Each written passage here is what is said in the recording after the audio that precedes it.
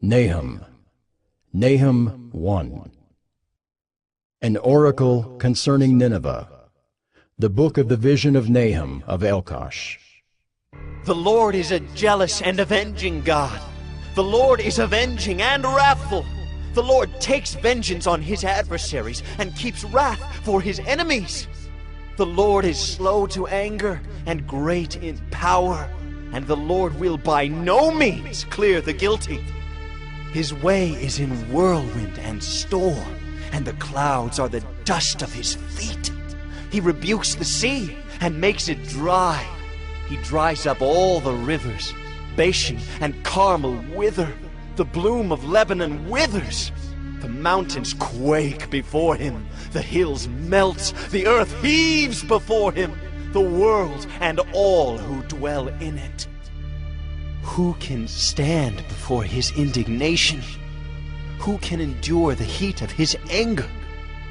His wrath is poured out like fire, and the rocks are broken into pieces by him. The Lord is good, a stronghold in the day of trouble. He knows those who take refuge in him. But with an overflowing flood, he will make a complete end of the adversaries, and will pursue his enemies into darkness. What do you plot against the Lord? He will make a complete end. Trouble will not rise up a second time. For they are like entangled thorns. Like drunkards as they drink, they are consumed like stubble fully dried. From you came one who plotted evil against the Lord, a worthless counselor. Thus says the Lord, though they are at full strength and many, they will be cut down and pass away.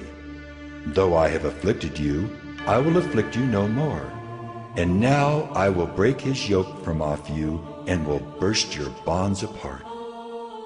The Lord has given commandment about you. No more shall your name be perpetuated. From the house of your gods I will cut off the carved image and the metal image. I will make your grave, for you are vile. Behold, upon the mountains, the feet of him who brings good news, who publishes peace. Keep your feasts, O Judah. Fulfill your vows, for never again shall the worthless pass through you. He is utterly cut off.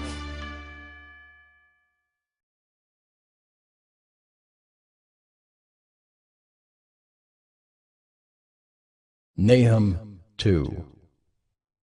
The scatterer has come up against you. Man the ramparts, watch the road, dress for battle, collect all your strength. For the Lord is restoring the majesty of Jacob as the majesty of Israel. For plunderers have plundered them and ruined their branches. The shield of his mighty men is red. His soldiers are clothed in scarlet. The chariots come with flashing metal on the day he musters them. The cypress spears are brandished. The chariots race madly through the streets. They rush to and fro through the squares. They gleam like torches. They dart like lightning. He remembers his officers. They stumble as they go. They hasten to the wall. The siege tower is set up. The river gates are opened. The palace melts away. Its mistress is stripped. She is carried off. Her slave girls lamenting, moaning like doves and beating their breasts. Nineveh is like a pool whose waters run away. Halt! Halt! They cry, but none turns back. Plunder the silver, plunder the gold. There is no end of the treasure or of the wealth of all precious things. Desolate, desolation and ruin. Hearts melt and knees tremble. Anguish is in all loins. All faces grow pale. Where is the lion's den? The feeding place of the young lions, where the lion and lioness went, where his cubs were, with none to disturb. The lion tore enough for his cubs and strangled prey for his lionesses. He filled his caves with prey, and his dens with torn flesh. Behold, I am against you, declares the Lord of hosts, and I will burn your chariots in smoke, and the sword shall devour your young lions. I will cut off your prey from the earth, and the voice of your messengers shall no longer be heard.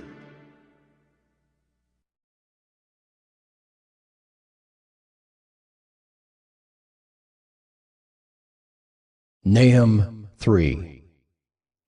Woe to the bloody city, all full of lies and plunder, no end to the prey. The crack of the whip and rumble of the wheel, galloping horse and bounding chariot, horsemen charging, flashing sword and glittering spear, hosts of slain, heaps of corpses, dead bodies without end. They stumble over the bodies, and all for the countless whorings of the prostitute, graceful and of deadly charms, who betrays nations with her whorings, and peoples with her charms. Behold, I am against you, declares the Lord of hosts, and will lift up your skirts over your face. And I will make nations look at your nakedness, and kingdoms at your shame. I will throw filth at you, and treat you with contempt, and make you a spectacle. And all who look at you will shrink from you, and say, Wasted is Nineveh. Who will grieve for her? Where shall I seek comforters for you? Are you better than Thebes, that sat by the Nile, with water around her, her rampart a sea, and water her wall? Cush was her strength, Egypt too, and that without limit. Put and the Libyans were her helpers. Yet she became an exile. She went into captivity.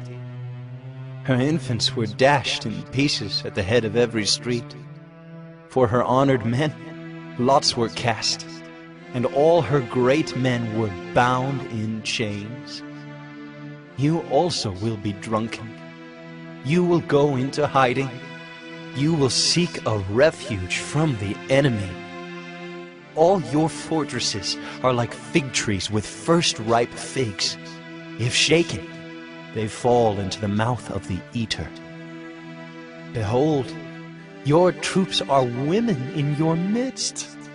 The gates of your land are wide open to your enemies. Fire has devoured your bars. Draw water for the siege.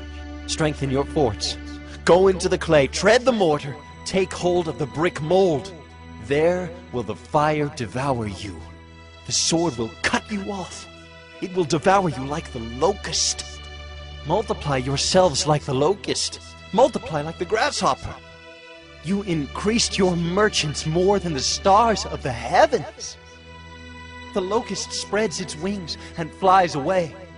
Your princes are like grasshoppers, your scribes like clouds of locusts settling on the fences in a day of cold.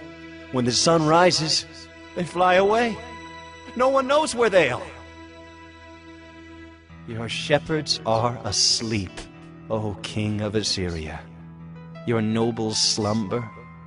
Your people are scattered on the mountains, with none to gather them. There is no easing your hurt. Your wound is grievous. All who hear the news about you clap their hands over you. For upon whom has not come your unceasing evil?